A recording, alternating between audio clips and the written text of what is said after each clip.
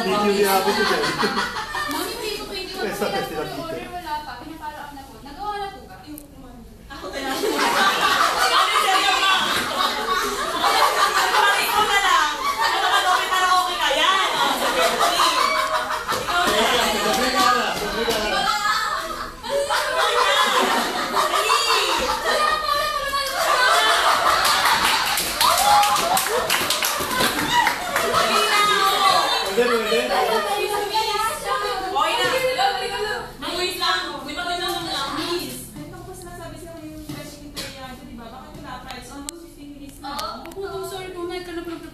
Sir po namin yung, pwede po another 10 minutes.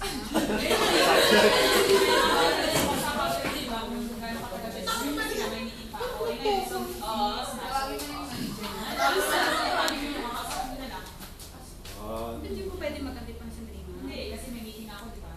Oo.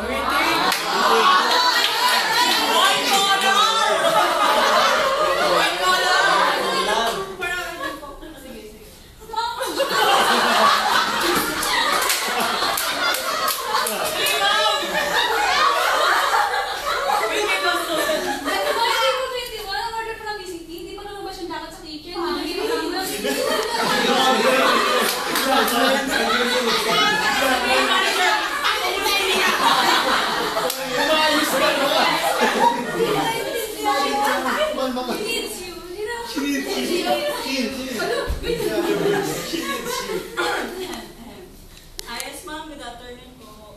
Kasi yung order ko, tinanong ko sa counter nyo kung gano'ng katagal nila i-serve yung order ko. Sabi na 10 minutes. Ngayon, 15 minutes na. So, may meeting ako, hindi sabi ng lagi crew nyo kung pwede akong magantay ng 10 minutes. So, hindi ko mang fault yun kung nagkaroon ng aberration nyo, di ba? So, gusto kong i-cancel na lang yung order. Ayos po ma'am. In terms po dun sa nasabi nyo po. Ma'am, within 10 minutes po sa ma'am, inform ko lang po kayo ma'am, within 10 minutes po talaga yung serving po namin ng BCB. Eh, since nasira po ma'am, may nagka-problema po kami sa kitchen. Pasensya na po kung natagalan po yung order, napaglabas po ng order po nila. Wala eh. Kunyari nagagalit ka sa akin, girl. Eh, hindi. Kasi schedule mo yun lang. Nakakataon nila. Ayun na. Baita ka na po. Sabi na lang yung order ko. Kanina pa ako nag-aantay talaga.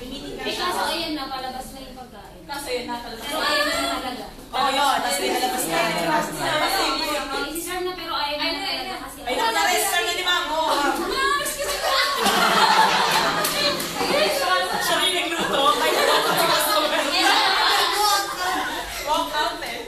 Ano ma'am? Sayang bayad mo. Ay, ka ma'am. Pinaglalaroan niya yung ID ko. Ma'am, gusto ko pa nila i-cancel na lang po natin yung order. ID. Counter nyo pero sa QC. Ma'am, Andiyan nandito na po yung order po nila. Hindi po pwede. Wala na akong gadget. Kaya na pa ako nag-aantay dito. Tingnan mo na lang ma'am.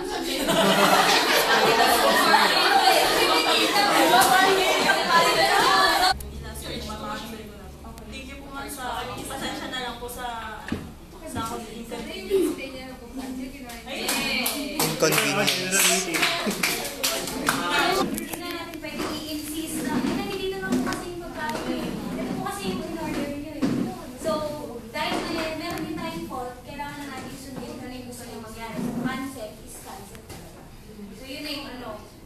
Ang better na magagawa natin is mag-apologize and then tell them na hindi na po mauulit or what. So, the next time, iiwasan na natin mangyari. Parang gano'n lang. Wala natin magagawa dun, kundi i-cancel ang order.